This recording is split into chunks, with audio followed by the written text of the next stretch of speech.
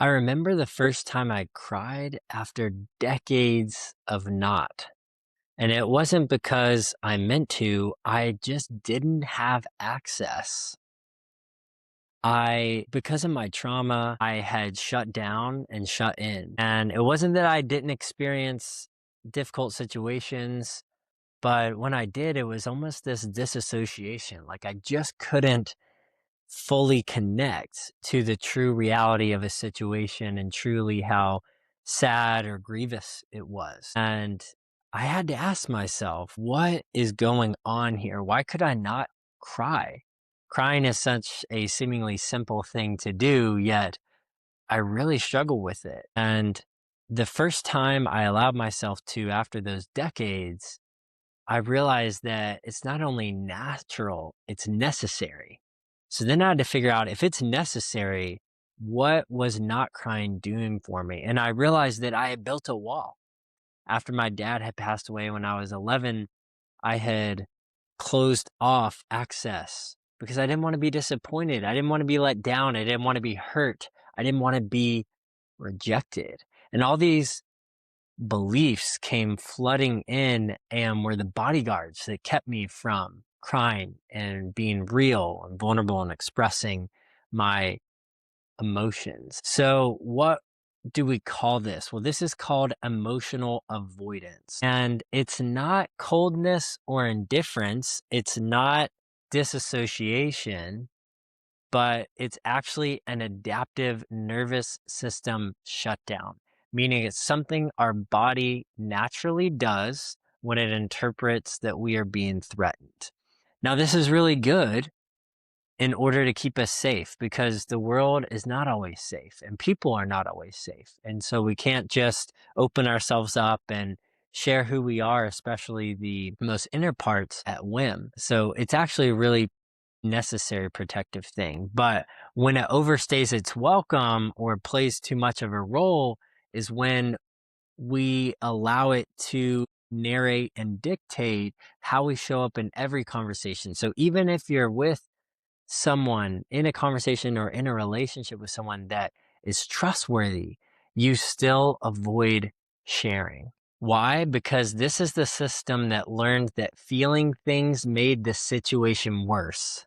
So it turned down the volume. Who likes to feel the full extent of pain, of rejection, of sorrow?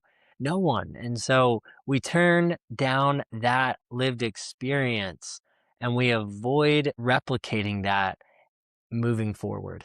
Some common ways that it manifests itself and develops are shaming environments in childhood. So, this might have been a time when you shared something honest that you didn't know and you got made fun of. Maybe you tried to share something you cared about or were excited about and you were dismissed.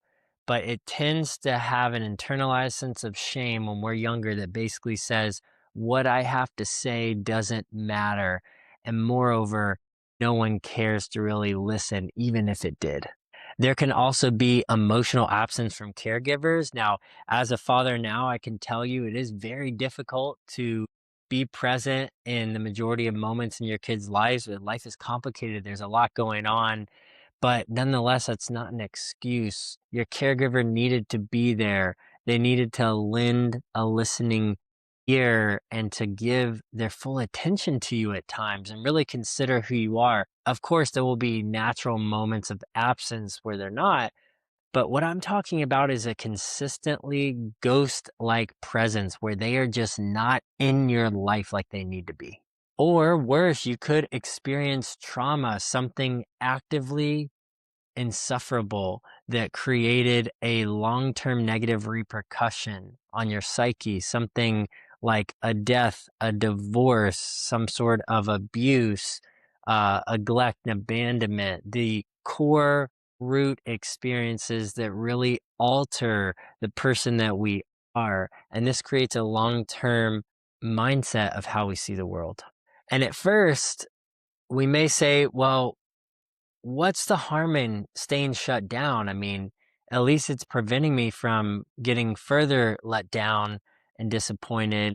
And so it's saving me in that case, right? And that is true to some degree, right? But The part that we're not able to often name is that emotions don't disappear when avoided, they migrate. When we suppress them, they will come out and manifest themselves in some form or fashion. I like to use this analogy. If you ever been in a pool where there's a floaty and you're trying to get on top of the floaty and it's kind of awkward and it's maybe burning your skin and it's making that little squeak sound as you try to get on top of it. Um, if you push that floaty down really hard, then what's gonna happen? It's gonna pop back up, and it's actually going to fling you off. But we have to push down just enough so that way are in control of it, and we can kind of awkwardly get our way onto it. And emotions are a lot like that. If we try to suppress them and push them down, they're gonna reactively and sporadically reveal themselves again. They don't just disappear. And it's like pushing down that floaty day after day, month after month, year after year. Eventually, it can't go any further. And the gravitas of it, of reactivity, pops back up in your life and it reveals itself in some way. So, how does it reveal itself? Well, first and foremost, in the body, we primarily carry trauma on a primal level, and the sufferings and hurts of the world and what's been done to us within our body that can show up in chronic tension, autoimmune disease, physical tension in your body. It can show up in things like sweaty palms and an arched back, and just really subtle signs that your body does not feel safe. It can also happen through behaviors, things like addiction to different things, whether that's alcohol, weed, porn, video games, online shopping. These are avoidant coping mechanisms to keep us from feeling the pain. And also in relationships where we experience disconnect, whether we get really close to someone and then we pull back because we don't want to get hurt, or we never really let someone in because we're afraid of getting hurt. And so we have a stiff arm up. So the main point of this whole lesson is that the man who avoids emotions is being run by them completely. And I just remember the moment I realized this in my life. And this is the moment where I let myself cry because I'd been avoiding the emotions for so long that when I finally gave in to experiencing them, I let them take me over like a tidal wave. In both scenarios, whether I was completely avoiding them or giving in to them too much, in both scenarios, they were running my life. I was not in control of my emotions. They were in control of me. The floaty was knocking me off. I was not stabilized on top. And when we lose the ability to name these emotions and validate needing to express them because that situation calls for it, then we will always be subject to them. But when we name them, we can address them. When we can own them, we can be empowered to change them, to integrate them, for them to have a more healing, positive impact of our lives instead of a threatening negative one. The path back to health is not forcing the feeling because we've ignored it for so long. We can't force it to come up and just get it out per se, right? But we have to begin to notice the sensations. So, how does that emotion show up again? Firstly, in our bodies, and then in our minds and our thoughts, and then lastly, our behaviors and how we interact in the world with those around us. And this body based work is what we call somatic therapy. It's really helpful. It's about 10 times quicker processing than verbal affirmation of what emotion is going on in a situation. So start small and just begin to notice, where does this emotion show up in my body? How does it feel? What are the thoughts associated with it? And start building up a tolerance not to avoid, but to integrate and engage.